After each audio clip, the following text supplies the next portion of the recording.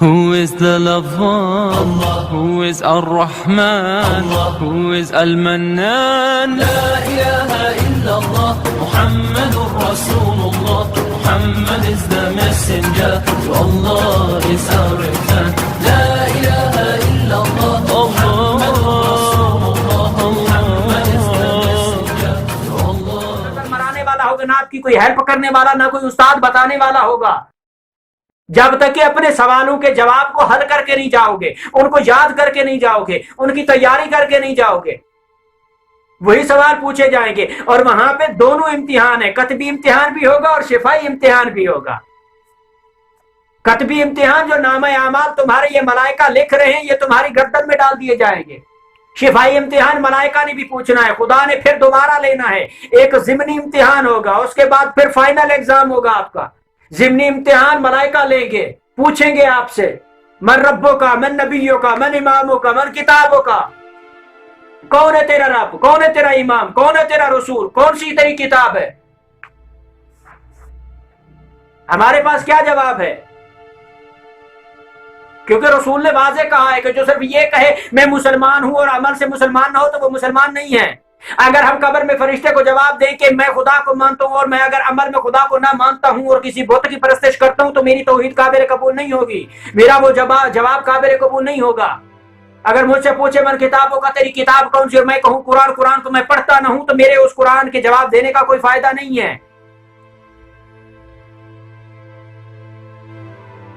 تو طلباء علماء ہمارے لیے ایک لمحہ فکریہ ہے، ایک سوچنے کا وقت ہے۔ ہمارے پاس یہ جو مہلت ہے، یہ جو وقت ہے، یہ جو اللہ نے ہمیں ایک لمٹ وقت دیا ہے، اس میں ہمیں اپنے عمل کے لیے، اپنی گفتگو کے لیے، اپنے اخلاق کے لیے، اپنے ایمان کے لیے، اپنے نفس کے لیے سوچنا چاہیے۔ سوتے وقت ہم اپنے اگلے دن کے انتظار میں رہتے ہیں۔ کتنی ایک سوچنے کی بات، ایک لمحہ فکریہ ہے کہ زندگی کے ایک پل کا بھروسہ نہیں ہے۔ پیکج ہم نے انٹرنیٹ کے 3 مہینوں کے لگائے ہوئے ہیں۔ ایسے ہے نا علماء، امید دیکھے نا ہم نے، وہ ایک الگ بات ہے۔ قرآن کہتے کہ لا تقنطوا من رحمت اللہ، خدا کی رحمت سے مایوس کبھی نہیں ہونا چاہیے۔ ہمیں ہمارا اعتقاد ہے، ہمارا یقین ہے کہ ہم امید پہ ہی قائم ہیں اور خدا کی رحمت واسعہ کے ہم مستحق ہیں۔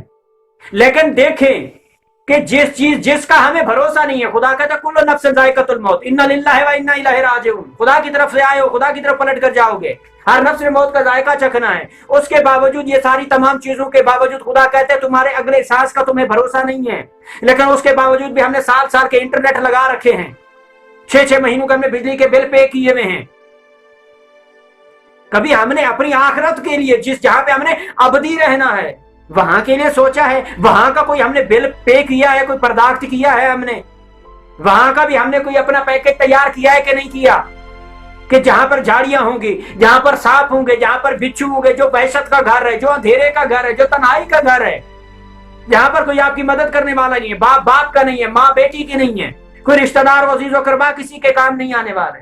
یہ ماہ سیام ہمیں ایک سبق دیتا ہے، بھوک میں ہمیں آخرت کا درس دیتا ہے، پیاس میں ہمیں آخرت کا درس دیتا ہے۔ لیکن اگر ہم متوجہ نہ ہوں تو ہمارے لیے ایک لمحہ فکریہ ہے کہ ہم کس طرف جا رہے ہیں۔ تو ہم اپنے آپ آج کے اس ماہ رمضان کے اعمال کی طرف پلٹتے ہیں۔ انشاءاللہ دعا گو ہوں کہ مالک کائنات ہمیں ان گفتگو اور ان اخلاق محمد و آل محمد سے آراستہ فرمائے اور اس پر عمل کرنے کی توفیق عطا فرمائے۔ صلوات پڑھے بر محمد و اہل بیت۔ آج کی ہماری بحث سے چوتھا حصہ جو کہ ماہ رمضان کے اعمال کے حوالے سے ہے کہ ماہ رمضان کے دنوں کے اعمال میں سے چند چیزیں جو ہے وہ علماء نے فرمایا ہے کہ روزے کی نیت سحری کے بعد کی جائے تو زیادہ بہتر ہے، ٹھیک ہے۔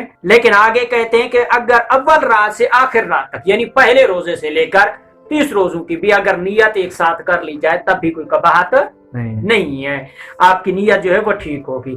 لیکن اس کا ارادہ جو ہے کل خدا کی اطاعت میں روزہ رکھے گا اور پھر ہر ایسی چیز سے پرہیز کرے جو روزے کو باطل کرتی ہے۔ لیکن سحری کے وقت نماز تہجد کا بجا لانا ترک نہ کیا جائے، ٹھیک ہے۔ نماز تہجد کی اپنی فضیلت ہے اور اس کی ایک اپنی عظمت ہے۔ انشاءاللہ کسی ایک دن میں انشاءاللہ نماز تہجد کے موضوع کو بھی انشاءاللہ موضوع کو زیر بحث لائیں گے۔ اور طلباء علماء ہیں، امید ہے انشاءاللہ ضرور آپ نماز شب جو ہے وہ پڑھتے ہوں گے۔